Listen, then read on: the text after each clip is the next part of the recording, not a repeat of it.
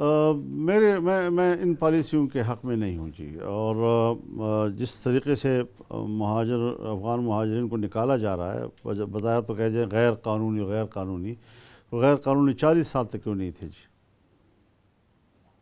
بلکہ 42-43 سال تک کیوں نہیں تھے کہ آج ان کو ایک احساس ہو گیا. تو تکلیف کسی اور جگہ سے ہوتی ہے، شکایت کسی اور جگہ سے ہوتی ہے، سزا کسی اور کو دی جاتی ہے جی. تو یہ چیزیں جو ہیں وہ ہمارے نزدیک جو ہے وہ پسندیدہ نہیں ہیں. اب ریاست کے فیصلے ہیں، ہم نے تو مشرف سے بھی اختلاف کیا تھا، لیکن پھر ریاست کا فیصلہ تھا، انہوں نے امپلیمنٹ کیا. کیا فائدہ پاکستان کو ہوا؟ امریکہ کو کیا فائدہ ہوا اس کا؟ بالآخر رسوا ہو کر افغانستان سے چلا گیا. تو اس قسم کی چیزیں دنیا میں کی جاتی ہیں. عراق پر حملہ کیا، کہا کہ وہ ہمارے اطلاعات غلط تھیں اور پورے عراق کو تباہ و برباد کر دیا. تو یہ کیا ان کو حق حاصل ہے کہ وہ دنیا کے ساتھ جس طرح کھیلیں اور انسانی حق کا نام لے کر جہاں چاہیں انسانیت کا خون بہائیں؟ تو یہ ناانصافیاں جو دنیا میں ہوں گی تو امن نہیں آ سکے گا. ہمیشہ امن آتا ہے انصاف کے ساتھ.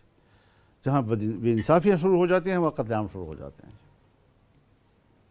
مولانا یہ جو آج پرائم منسٹر صاحب نے بھی ایک پریس کانفرنس کی بڑی ڈیٹیل سے، اور انہوں نے کہا کہ ہم نے افغان طالبان کو بار بار اپنی یہ ریزرویشنز جو ہیں وہ دی ہیں. آپ کے بھی بہت اچھے تعلقات ہیں بارڈر کی دوسری طرف بھی، تو آپ نے کوئی ان کے درمیان کوئی ثالثی کا کردار ادا کرنے کی کوشش کی یا پھر بہرحال اس حوالے سے دونوں طرف کچھ کمزوریاں ہیں. بیان دینے کی حد تک تو ہم بہت تکڑے ہیں، وہ بھی تکڑے ہیں، وہ بھی بیان دے رہے ہیں، ہم بھی بیان دے رہے ہیں. لیکن اصل چیز یہ ہے کہ یہ مسئلہ جو مہاجرین کا ہے، افغان مہاجرین کا، یہ دو طرفہ ہے، یک طرفہ نہیں ہے. اور اگر ہمیں کچھ شکایتیں پیدا ہوئی ہیں تو ان شکایتوں کے ازالے کے اور بھی طریقے ہو سکتے ہیں، نئے کہ آپ پوری کمیونٹی جو ہے وہ اس کو زیر عتاب لے آئیں اور پھر اچھے الفاظ کے ساتھ اور خوبصورت الفاظ کے ساتھ.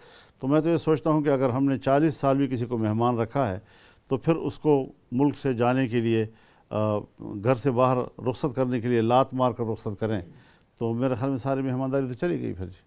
تو ہمارے کچھ اقدار ہوتے ہیں، کچھ ہمارے، اور میں تو اس حوالے سے یہ بھی سوچتا ہوں کہ کیوں انسانی حقوق کی دنیا خاموش اور گنگی ہو گئی ہے. نہ فلسطین کے اوپر ان کی زبان کھل رہی ہے، نہ دنیا کے این جی اوز بات کر رہے ہیں، آج گنگ ہو گئے ہیں سارے. جب امریکہ ظلم کرتا ہے تو سارے این جی اوز خاموش ہو جاتے ہیں. ہم ایک جملہ نکالتے ہیں یہاں کسی تقریر میں، ساری دنیا ہمارے پیچھے پڑ جاتی ہے، اوہ یہ تو انہوں نے بڑا آتنکواد کر دیا، بڑی کوئی کیا کہہ دیا انہوں نے جی. تو یہ ساری چیزیں کیا ہمارے لیے جرم ہیں؟ کیا ان کے لیے جرم نہیں ہیں؟ تو اس حوالے سے ہمیں سنجیدہ انداز کے ساتھ دو طرفہ مذاکرات کے تحت یہ مسئلہ حل کرنا چاہیے تھا. افغانستان افغانوں کا ہے، افغان کے مہاجرین نے بالآخر جانا ہے. تو جب جانا ہی ہے اور وہ اس طرح کی ہجرت نہیں کیے ہوئے کہ ان کے وہاں پر اپنی جائیدادوں سے تعلق کٹ گیا، ورنہ ہجرت سے تو تعلق کٹ جاتا ہے اپنے ملک کے آپ کے املاک کے ساتھ جی.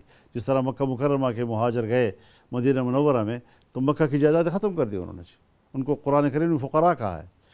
تو اس اعتبار سے ہمیں دو طرفہ بنیادوں کے اوپر سنجیدہ انداز کے ساتھ بات چیت کرنی چاہیے تھی. ورنہ افغانستان پاکستان کے اگر تعلقات میں کشیدگی آتی ہے تو پھر یہ ایک بین الاقوامی ایجنڈا ہے کہ جس کی تکمیل ہوگی دونوں ملکوں کے حق میں کچھ بھی نہیں ہوگا. انہوں نے کچھ فیکٹس دیے ہیں اس حوالے سے پرائم منسٹر آفس نے جی. اس میں انہوں نے بتایا کہ جب سے طالبان نے ٹیک اوور کیا ہے 2021 سے 40% ٹیررزم کے انسیڈنٹس کا اضافہ ہوا پاکستان میں، اور 500 ٹائمز جو سوسائڈ اٹیکس ہیں ان کی ریشو بڑھی ہے.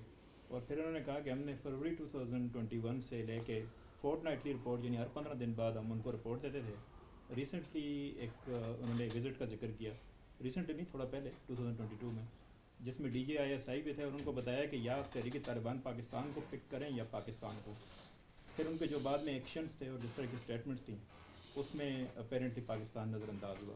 نہیں، مجھے تو خود یہاں کے لوگوں نے بتایا کہ افغانستان کی حکومت نے جو امارت اسلامیہ ہے اس نے علماء سے فتویٰ لے لیا ہے اور پاکستان کے اندر جو بھی کوئی کارروائیاں ہوتی ہیں اس کو جہاد کہنے سے انکار کر دیا ہے اور وہ کہتے ہیں اس کو جنگ قرار دے دیا ہے. یہ تو انہوں نے مجھے بتایا جی، انہوں نے نہیں بتایا، انہوں نے بتایا مجھے جی. اچھا، یہ ایک میرا سوال یہ ہے مولانا صاحب کہ یہ فیصلہ تو کیئر ٹیکر سیٹ اپ کا نہیں ہو سکتا، behind caretaker setup ہے. جو لوگ اس فیصلے میں ہیں اور جو لوگ آپ کے ساتھ بھی ان کی انٹریکشن ہوتی ہے، تو جب بات ہوتی ہے تو آپ انہیں کیا بتاتے ہیں جو فیصلہ ساز ہیں؟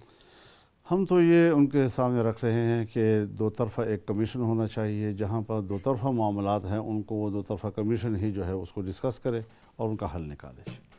اگر ایک طرفہ فیصلے وہ کریں گے، ایک طرفہ فیصلے ہم کریں گے تو تعلقات میں کشیدگی آئے گی، اور نہ افغانستان اس وقت اس کا متحمل ہے، نہ پاکستان اس کا متحمل ہے۔ ہمارے مفاد میں یہ ہے کہ ہم ایک دو طرفہ کمیشن قائم کر کے جہاں پر متنازع معاملات ہیں ان کو اس میں حل کریں۔ مولانا صاحب ایک بہت بڑا شفٹ ہے پاکستان کی افغان پالیسی میں، ڈو یو تھنک کہ کیئر ٹیکر گورنمنٹ کے پاس یہ مینڈیٹ تھا کہ وہ اتنا بڑا شفٹ لے کر آئے افغان پالیسی میں؟ 40 سال سے چل رہی تھی، اب آپ اس کو بتا دیجیے گا کہ کون کر رہا ہے۔ ہاں بس یہی ہے، آپ کا بھی سوال کا مطلب یہی ہے۔ ان کا شاید کنسرن یہ